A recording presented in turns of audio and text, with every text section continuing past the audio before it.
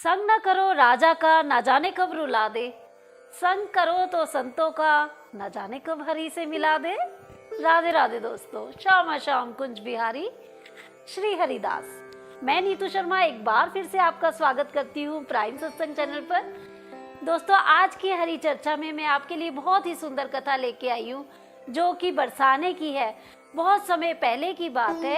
एक बार बरसाने में एक सेठ जी हुआ करते थे जो कि बहुत ही धनी थे, जिनको कारोबार की कमी ना थी।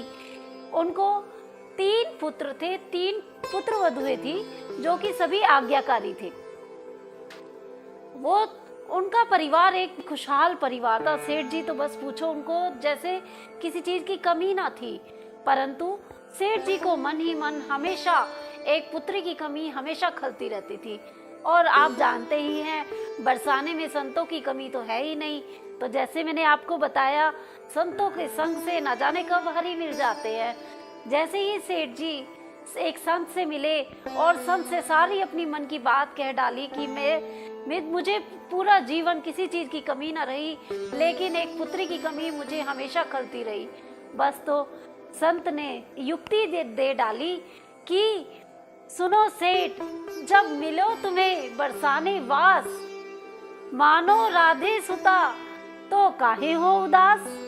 बस तो सेठ जी को युक्ति मिल गई। सेठ जी सीधा बाजार गए और एक बहुत ही सुंदर चित्रपट राधा जी का लेकर घर आ गए और उन्हें उस चित्रपट को बड़े प्यार से सजाया, बड़े प्यार से अपने घर में लगाया और रोज सुबह नहा धोकर उठकर बड़े सुंदर सुंदर वस्त्र चढ़ाते, बड़ा सुंदर सुंदर भोग लगाते। और सेठ जी बस रात दिन अपनी पुत्री के ख्यालों में, अपनी राधे रानी के ख्यालों में डूबे रहते थे। हमेशा सोचते रहते थे राधा रानी के बारे में, अपनी पुत्री को रोज दुलारते और मन ही मन उनसे बातें भी करते रहते थे। और ये रिश्ता तो समय के साथ साथ गहरा होता चला गया। कहते हैं समय के साथ साथ हर चीज मजबूत हो जाती है, हर डोर मजबूत हो जाती है। एक दिन सेठ जी अपने कारोबार पे थे और घर में पहुंच गई मनिहारिन।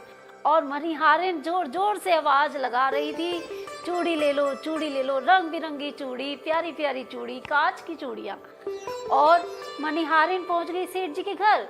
सेठ जी के घर पे तीनों पुत्र वधुओं ने बड़ी सुंदर सुंदर रंग बिरंगी चूड़ियां पहनी और सभी बड़ी खुशी खुशी चूड़ियों को सबने पहना। वहीं कहीं ना कहीं खड़ी राधा रानी भी मन ही मन ललचा रही थी कि मैं भी ये रंग बिरंगी चूड़ियां पहनूं। और राधा रानी ने बस तो क्या था, सेठ जी के अपने पिताजी के प्रेम में एक छोटी कन्या का रूप धारण किया और पहुंच गई मनिहारिन के पास और बोलने लगी, मैया मुझे भी चूड़ी पहनाओ ना। और मनिहारिन ने सोचा, ये इतनी सुंदर कन्या, शायद इनके यहाँ कोई रिश्तेदार आया होगा। ज्यादा कुछ ना सोचते हुए मनिहारिन ने बड़ी सुंदर सुंदर छोटी छोटी चूड़ियाँ राधा जी के उस कन्या के हाथों में पहना दी और वो कन्या बहुत ही खुशी खुशी अंदर की तरफ चली गई। तो मनिहारिन अपने घर चली गई। कुछ ही दिन बाद मनिहारिन पहुंच गई सेठ जी के दुकान पे। मनिहारिन ने सेठ जी से 4 लोगों की चूड़ियों के पैसे मांगे। तो सेठ जी ने कहा, क्या तुझे बेईमानी हो गई है? मेरे घर तो कुल मिलाकर 3 ही पुत्र वधु है, तो तूने चौथा किसको चूड़ियां पहनाई? मनिहारिन ने सेठ जी से कहा कि मुझे लगा तुम्हारे यहाँ कोई रिश्तेदार आया होगा, बहुत ही सुंदर कन्या थी, मैंने उसे चूड़ी पहनाई। पर सेठ जी ने मनिहारिन को 3 ही लोगों के चूड़ियों के पैसे दिए और चौथे के नहीं दिए। अब मनिहारिन ने भी गलती मान के अपने घर चली गई। मनिहारिन 3 लोगों के पैसे लिए और अपने घर चली गई। उसी रात को जब सेठ जी सो रहे थे, उनको स्वप्न में एक छोटी सी इतनी सुंदर कन्या ने दर्शन दिए। परंतु उस कन्या के आंखों में अश्रु थे और उस कन्या ने अपने पिता से, सेठ जी से कहा कि जब तुमने मुझे पुत्री माना परंतु पुत्री का मोल न चुकाया, मैंने तुम्हारे घर में मनिहारिन से चूड़ियां पहनी परंतु तुमने चूड़ियों का मोल ना चुकाया। अब तो सेठ जी की तभी आंखें खुल गई। उनको अपनी कमी, अपनी गलती का एहसास हुआ। अब तो वो रात भर बैठे रहे कि कब सुबह होगी, कब मैं मनिहारिन के घर जाऊंगा। अब सुबह होते ही सेठ जी आंखों में आंसू लिए सीधा पहुंच गए मनिहारिन के घर और मनिहारिन से बोले, मनिहारिन के पैर पकड़ लिए, धन धन भाग तेरो मनिहारिन, तोते बड़भागिन ना कोई महंत पुजारी, धन धन भाग तेरो मनिहारिन। मैंने सुता मानी पर नैनन नहीं मैंने निहारी, मैंने सुता मानी पर नैनन नहीं निहारी, चूड़ी पहन गई तोते वृषभान दुलारी, चूड़ी पहन गई तोते वृषभान दुलारी, धन धन भाग तेरो मनिहारिन।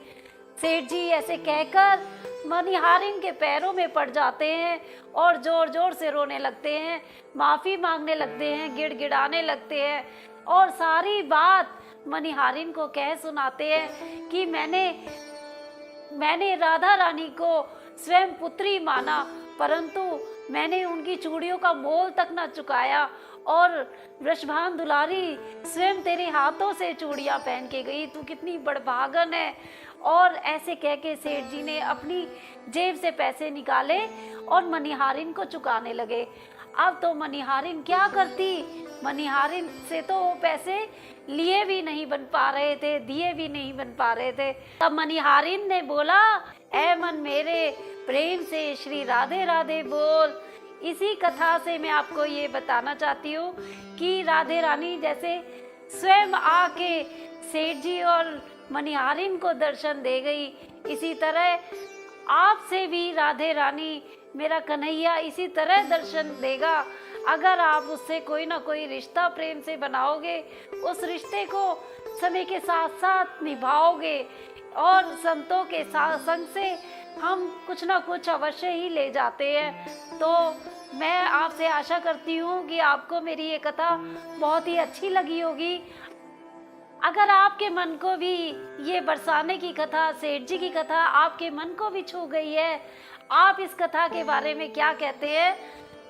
अब मैं आपसे इसी के साथ विदा लेती हूँ। राधे राधे।